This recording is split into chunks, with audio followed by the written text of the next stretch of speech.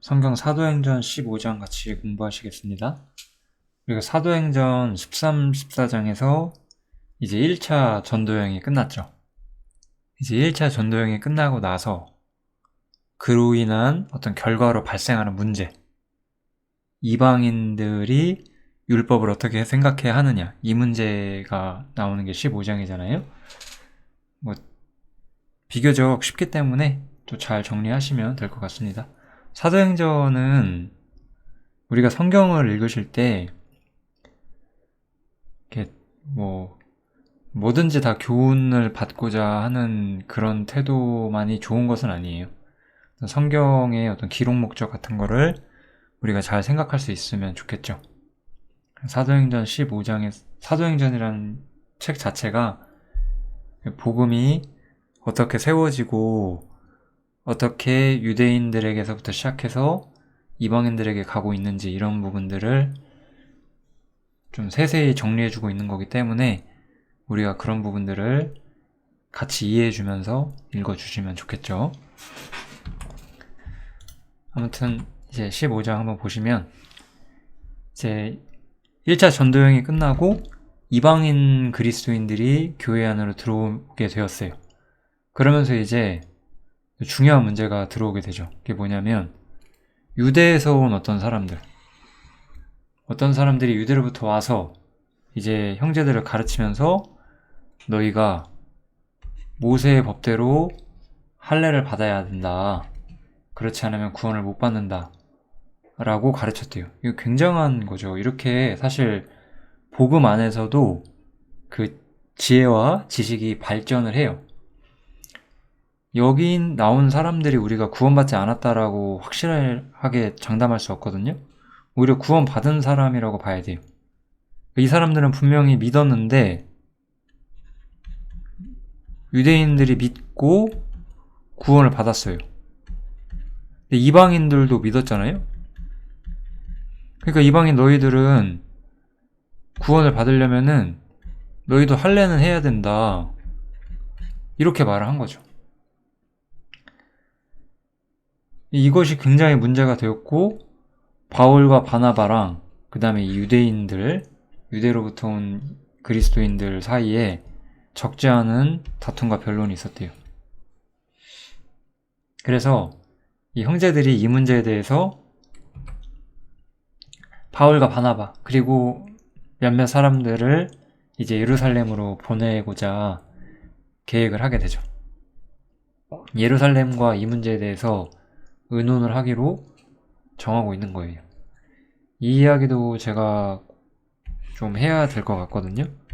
일단 킵해뒀다가 마지막에 한번 예루살렘 문제도 정리를 해보겠습니다. 그래서 이제 예루살렘에 도착하게 되었고 교회와 사도와 장로들에게 이제 환영을 받았죠. 그리고 나서 하나님께서 1차 전도여행 때 함께 하셔서 행하신 모든 일들을 이야기를 해줬어요. 근데 이제 바리새파 중에서 우리 사실 예수님을 가장 대적했던 것이 이 바리새인들이었는데 또 바리새파 사람들 중에서도 회개하고 복음을 믿은 사람들이 있었던 거예요. 이 바리새파 사람들은 율법 준수를 굉장히 중요하게 생각했기 때문에 이방인들도 이제 믿었으면 할례를 해주고 모세 율법을 지키라고 해야 된다 라고 주장을 한 거예요. 그래서 이 문제 때문에 예루살렘 교회에서도 많은 의논이 있었죠. 많은 변론이 있었고 그리고 나서 이제 베드로가 말을 해요. 하나님이 이방인들로 내 입에서 복음의 말씀을 들어 믿게 하시려고 오래전부터 나를 너희 가운데서 택하시고 이렇게 시작을 하죠. 그래서 우리가 베드로가 고넬료를 전도하는 사건이 아주 중요하게 나왔던 장면이 나오죠. 그 하나님께서 우리에게와 같이 저희에게도 이방인들이죠. 이방인들에게도 성령을 주어서 하나님 자신을 증거하셨다. 그리고 믿음으로 저희 마음을 깨끗하게 하셨다. 그러므로 저희나 우리나 분간치, 차별한다는 뜻이죠. 나누지 않으셨다는 뜻이죠. 하나님께서는 유대인과 이방인을 이제 차별하지 않으신다는 거예요. 그런데 어떻게 우리 유대인 그리스도인들이 하나님을 시험해서 우리 조상과 우리도 능히 매지 못하던 멍에를 이제 이방인 제자들에게 두려고 하느냐. 여기서 베드로는 율법을 멍에라고 표현을 하고 있어요. 율법은 사람이 지을 수 없는 짐이다라고 표현을 하는 거죠. 율법에 대한 아주 중대한 교훈이 나오고 있죠. 예수님께서도 수고하고 무거운 짐진 자들아 너희가 내게로 오라라고 하잖아요. 거기서 말하는 사실 짐이 율법을 의미한다고 봐도 크게 무방하죠. 그래서 이 율법은 사실상 우리도 지키지 못했는데, 그러니까 베드로는 율법에 대해서 더 깊은 이해도를 가지고 있는 거죠. 바리새인 그리스도인 형제보다는. 그죠? 겉으로 우리가 율법의 어느 정도를 지킬 수 있었지만 우리는 지키지 못했고 우리 조상과 우리가 능히 매지 못하는 것이 율법이었다 라고 말하면서 어떻게 그것을 이방인들에게 두려고 하느냐라고 이야기를 하죠.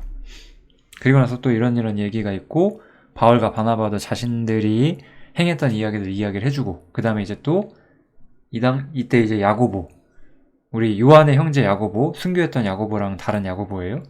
그 사람이 또 이야기를 해줘요.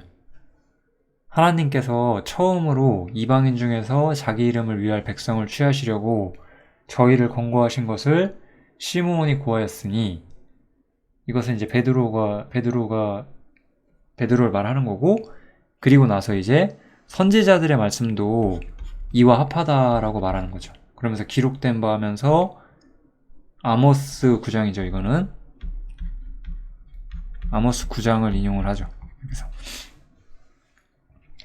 이후에 내가 돌아와서 다윗의 무너진 장막을 다시 지으며 또 그 퇴락한 것을 다시 지어 일으키리니 이는 그 남은 사람들과 내 이름으로 일컬음을 받는 모든 이방인들로 주를 찾게 하려 함이니라 하셨으니, 그러면서 이방인과 유대인 모두를 부르시는 것이 하나님의 계획이다. 그러니까 우리는 이 문제에 대해서 하나님의 뜻이 이방인을 부르시는 것이 하나님의 뜻이라는 걸 우리가 이해해야 된다 라고 야고보는 여기서 이야기를 하고 있죠. 우리는 성경에서 사실 바울 서신에서도 많이 볼 수가 있고요. 이 예언서는, 이 선지서들은 대부분 이스라엘의 회복을 예언을 하고 있죠. 그죠?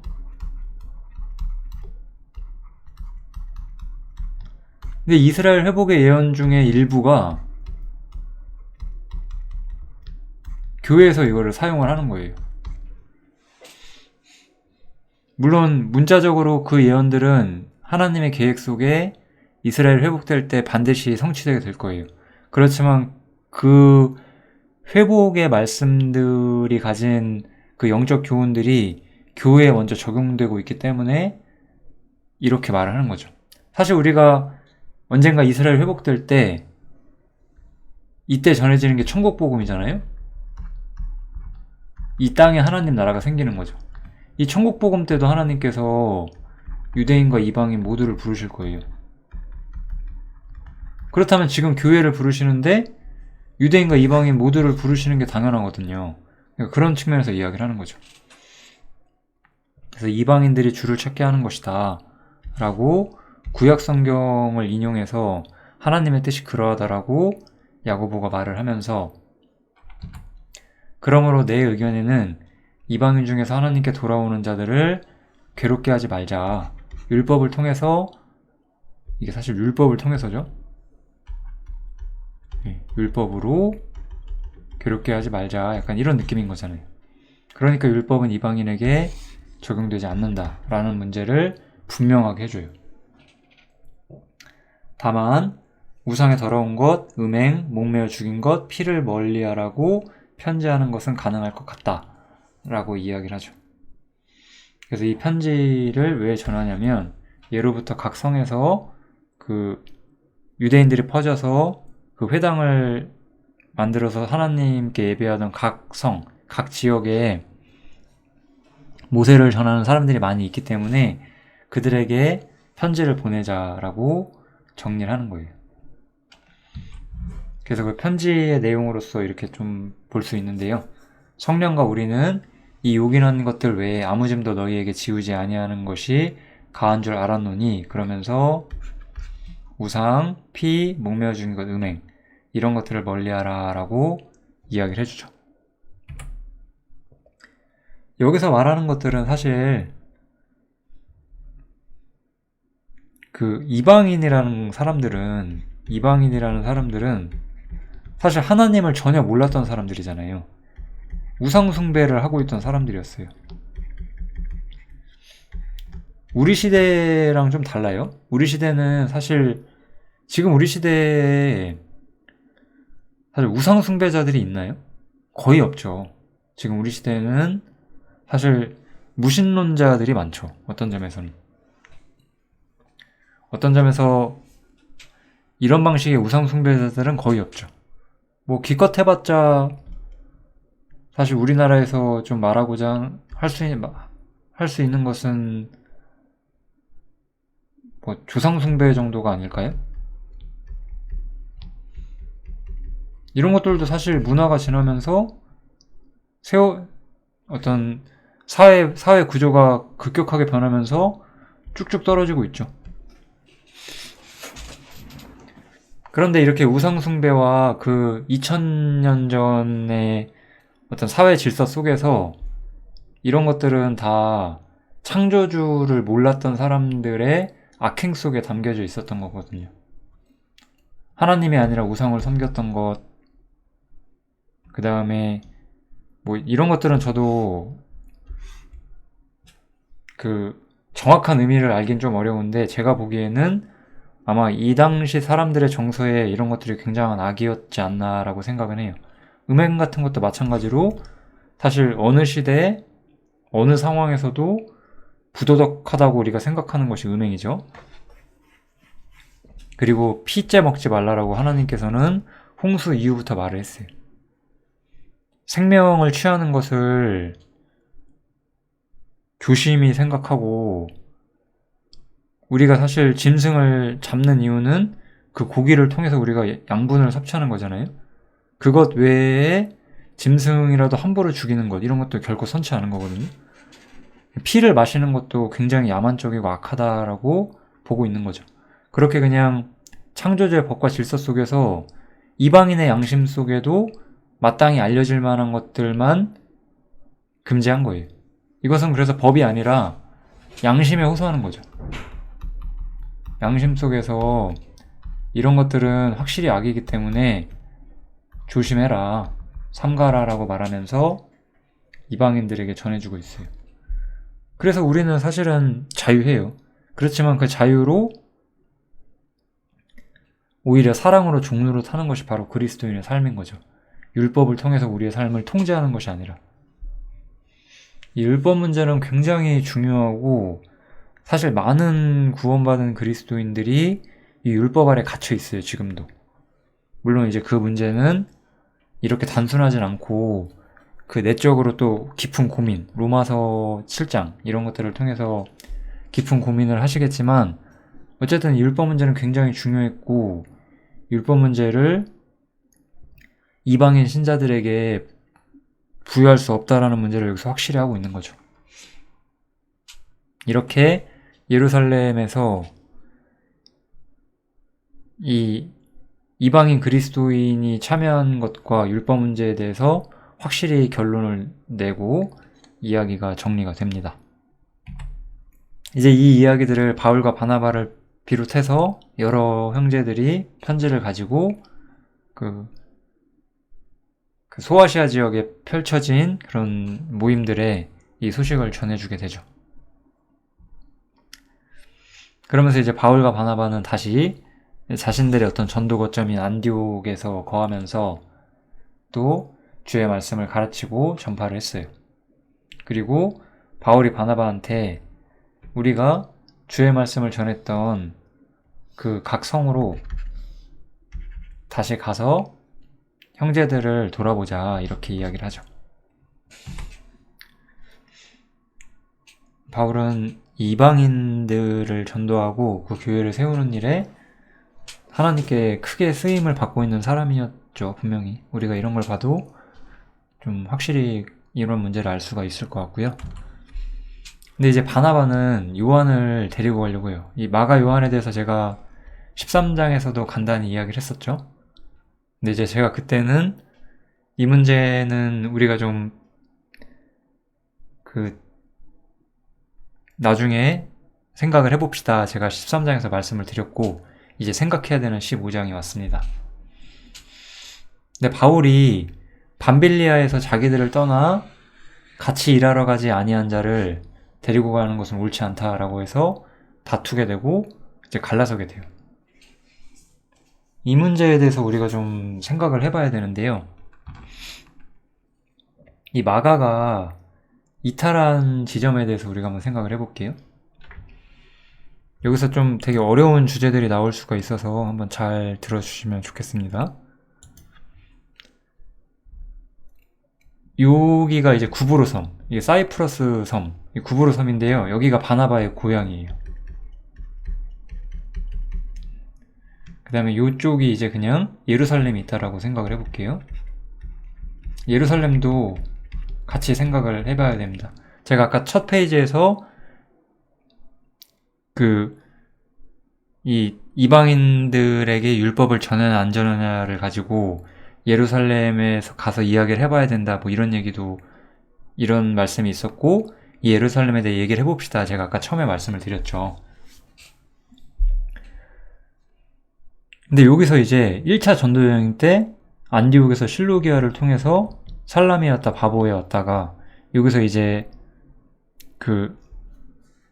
버가 쪽으로 가는데 여기서 이제 마가가 이탈을 하는 거예요. 마가가 여기서 이탈을 하죠.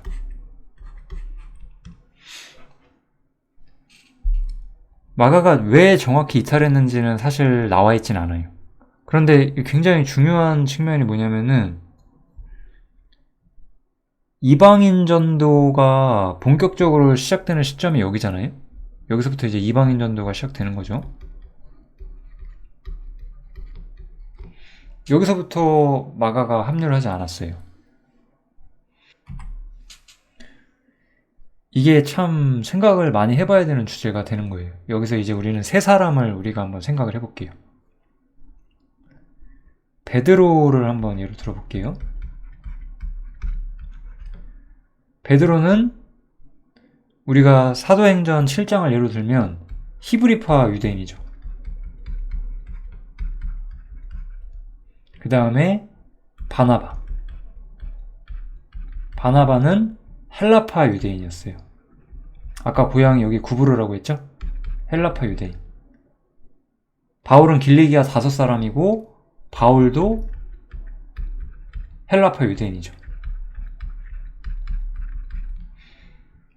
이 마가도 이 사람 이름이 마가라는 요한이잖아요. 그래서 이제 헬라식 이름이 마가고 아마 유대식 이름이 요한일 텐데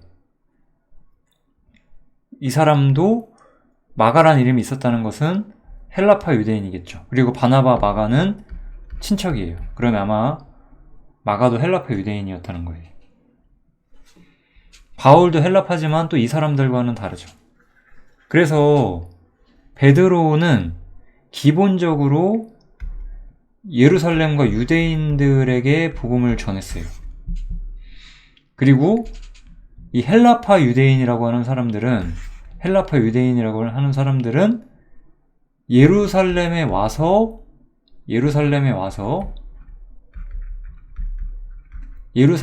복음을 배우고 예루살렘의 영향력 속에서 어떤 교회가 형성이 되죠.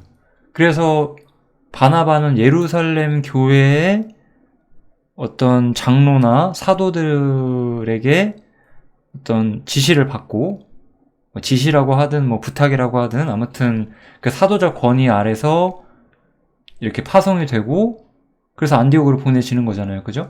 그래서 처음에는 예루살렘은 이제 그 히브리파 유대인들의 무대죠. 그죠? 여기서 이제 헬라파 유대인이었던 바나바를 안디옥으로 보냈고, 안디옥에서 이제 길리기아 다소의 바울을 이렇게 데리고 오는 거잖아요. 이게 되게 좀 복잡해요, 이 문제가. 헬라파 유대인이 뭐냐면 제가 그 얘기를 안 했네요. 헬라파 유대인이라 함은 그 유대인들이 많이 흩어져 살았잖아요. 그래서 그 유대 땅에 살지 않고 이 소아시아 지역에 흩어져 살았던, 그래서 그 히브리어를 쓰지 않고 아람어를 쓰지 않고 헬라어를 쓰는 유대인들을 말하는 거예요. 그게 헬라파 유대인들인데, 그래서 이 헬라파 유대인들은 아무튼 헬라파 유대인이 이런 사람들이었고, 바울도 그러니까 일종의 헬라파 유대인이죠. 물론 아람어에도 능통했고 사실 그 밖에 여러 언어에 능통했던 사람이었지만, 그래서 어쨌든 바나바는 그래서 이 예루살렘 교회의 영향을 받아서 여기 파송이 됐어요. 그리고 바나바가 바울을 부르죠. 근데 바울은 하나님께서 특별히 따로 부르셨어요. 그래서 바울과 바나바 사이에는 사실 굉장한 차이가 있다고 우리가 봐야 됩니다. 바나바는 예루살렘 교회에 영향력을 받고 있었던 사람이고, 바울은 사실상 그런 사람은 아니었다는 거죠. 그래서 우리가 여기서 생각할 수 있는 결론이 뭐냐면은, 이 이방인 교회, 이 이방인들을 중심으로 세워진 이 이방인 교회는, 그리고 예루살렘의 교회가 있죠? 예루살렘 교회는 사실상 연결고리가 끊어지게 되는 거예요. 왜냐면 베드로가 직접 등장하진 않지만 바나바, 이 예루살렘 교회의 영향 속에 있던 바나바가 그 마가를 데리고 가려고 했고, 바울은 이방인 전도에 참여하지 않은 마가를 데려가는 걸 반대했기 때문에, 아마 반대했다는 거는 마가가 굉장히 뭔가 잘못을 한 거겠죠. 아마 가장 합리적인 의심은 마가가 이방인 전도에 대해서 비판적이었지 않나라는 게 가장 합리적인 의심이겠죠, 우리가. 아닐 수도 있어요, 이거는. 그랬다고 한다면 바울 사도가 마가를 데려갈 수가 없었던 거죠. 바나바는 마음이 넓은 사람이었기 때문에 그래도 마가에게 기회를 주려고 한 거고, 바울 사도는 헌신적인 사람이었기 때문에 마가를 데려가는 걸 반대했어요. 그래서 이 사람들이 다투게 돼요. 이러한 상황 속에서 결국 바나바와 바울이 결별한다는 거는 예루살렘과 바울이 다른 길을 간다라고 우리가 결론을 낼 수가 있습니다. 즉, 이거는 하나님께서, 이게 좀 약간 모든 신앙의 출발이 예루살렘으로 시작을 하잖아요. 예루살렘에서 사실 모든 복음이 이렇게 뻗어나가는 거잖아요. 그러니까 예루살렘이 중심이 되고자 하는 게 있었죠. 그런데 예루살렘은 땅에서 하나님 나라의 중심이 돼야 되지만 교회에서는 중심이 되면 안 되거든요. 교회의 중심은 언제나 하늘에 있고 특정 지역이 중심이 돼서는 안 돼요. 그렇기 때문에 하나님께서는 이러한 문제가 되는 걸 허용하지 않으셨고, 바울 사도는 그러한 영향력 바깥으로 나간 사람이었어요. 그래서 바나바와 바울이 결별하는 것은 예루살렘 교회의 영향력이 사실상 완전히 축소돼 버리는 거죠. 굉장히 중요한 교훈을 담고 있어요. 그래서 지금도 마찬가지예요. 어떤 교회가, 사실 예를 들면 우리 천주교도 한때는 기독교였죠. 지금은 기독교라고 볼 수 없을 만큼 기독교가 아닌 모습이 돼버렸지만 원래는 그것도 기독교였잖아요. 근데 보면은 지금도 로마의 중심지가 있잖아요. 말이 안 되는 거죠, 그런 것들이. 어떤 특정한 본부를 두고 그렇게 하는 거는 성경적인 게 아닌 거예요. 안디옥이 본부는 아니잖아요. 바울 사도가 안디옥에 있었다고 해서 안디옥이 무슨 교회의 중심이 되는 건 아니에요. 즉, 이제 예루살렘과 어떤 총회, 뭐 이런 영향력으로부터 벗어나게 된 거죠.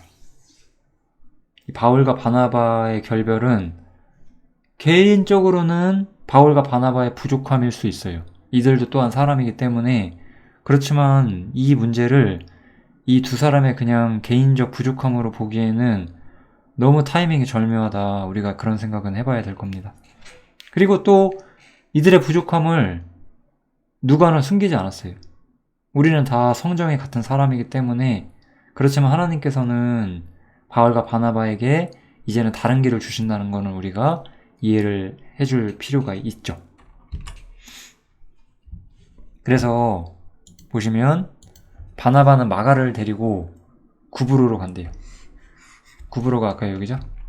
사이프러스 섬을 말하는 거고, 여기서 이제 바나바는 거하게 되고 바울은 이 지역으로 들어가게 되는 거죠. 이것은 또 하나님께서 바나바 마가를 쓰시고자 하는 방법과 바울을 쓰시고자 하는 방법이 달랐던 것 같아요. 이 마가가 사실은 마가복음을 쓴 마가잖아요. 마가복음을 썼다는 것은 마가복음이 성경의 중요한 축을 잡고 있는 또한 성경이잖아요. 마가도 물론 마가라는 사람이 이방인 전도의 중추가 된 사람은 아니지만 이 예루살렘과 헬라파 유대인들 사이에서 큰 봉사를 해왔던 사람이고, 비록 바울과는 같이 하진 않았지만 끝까지 하나님의 일에 수고했던 사람이라고 우리가 충분히 생각해도 되는 거죠. 그리고 바울은 이제 새로운 사람들을 등장하게 되죠. 바울은 이제 신라를 택한 후에 실로아노를 말하는 거겠죠. 바울은 이때부터 사실은 이제 새로운 동역자들이 나오게 되는데, 실라와 누가죠. 이 누가복음을 쓴 누가와 사도행전을 쓴 누가가 누가복음과 사도행전을 썼죠. 이래서 이제 누가와 실라가 바울과 함께하게 되는 거죠. 이렇게 주님께서는 바나바 마가를 쓰시는 길과 또 바울을 쓰셨던 길, 그리고 베드로 쓰셨던 길이 다 다른 거예요. 베드로는 이 세 사람을 정리를 해보면 베드로는 천국문을 여는 자였어요. 이 사람은 문을 여는 사람이었고, 그 복음의 시작을 알리는 예루살렘에서 사역을 한 사람인 거죠. 바나바는 헬라파 유대인이었지만 이 예루살렘 교회의 영향력 속에 있었고, 예루살렘 교회 안에서 덕망 있는 형제로서 쓰임을 받고 있었어요. 그리고 이 바나바는 바울과 예루살렘을 연결해주는 사람이었죠. 원래 바울과 예루살렘은 어땠어요? 처음에? 바울과 예루살렘은 원래는 바울은 예루살렘 교회를 박해하던 사람이었잖아요. 원래는 박해자였는데 바나바를 통해서 바울이 들어가게 되죠. 그 다음에 바울과 바나바가 결별하게 되면서 바울은 이제 이방인의 사도로서 확실한 노선을 잡고 그것이 하나님께서 자신에게 주신 길이라는 것을 이해하고 그 길을 향해 나가죠. 베드로가 쓰임받는 길, 바나바가 쓰임받는 길, 바울이 쓰임받는 길이 다 다르게 되고, 이러한 과정 속에서 이제 우리는 그렇게 단순하게 생각하는 거예요. 베드로보다 바울이 더 훌륭하니까 바울 이야기가 더 많다. 그런 게 아니죠. 누가는 무슨 얘기를 하고 싶었던 거예요? 이미 하나님과 신앙에 익숙했던 유대인들이 아니라 하나님이라는 걸 처음 배워본 이방인들, 이제 이방인들에게 신앙을 가르치는 게 누가의 목적이었잖아요. 누가는 데오빌로라는 사람한테 성경을 가르치려고 한 거잖아요. 그러니까 이제 누가의 관심은 어디 있어요? 누가는 이쪽 사람들이 아니라 사실은 바울의 행적에 관심이 있는 거죠. 왜냐하면 누가 자신도 이방인이었고, 또 이 편지를 받는 사람, 데오빌로도 이방인이었고, 우리도 이방인이기 때문에 이방인들에게 이 하나님의 역사에 대해 가르치기 위해서 이제부터 본격적인 이야기는 전부 바울 중심으로 시작이 되게 되는 거죠. 사도행전 15장도 굉장히 국면이 굉장히 중요하죠. 되게 재밌습니다. 사도행전은 참 재밌다고 저는 생각을 해요. 오랜만에 사도행전 강론을 사실 어떤 점에서 어렵기 때문에 제가 계속 미루고 있었는데 저는 개인적으로 되게 즐겁게 하고 있습니다. 우리 형제님들이 어떻게 사도행전을 들어주시는가는 잘 모르겠지만 저는 많이 재밌네요. 아무튼 사도행전 15장 강론은 여기서 마치겠습니다. 감사합니다.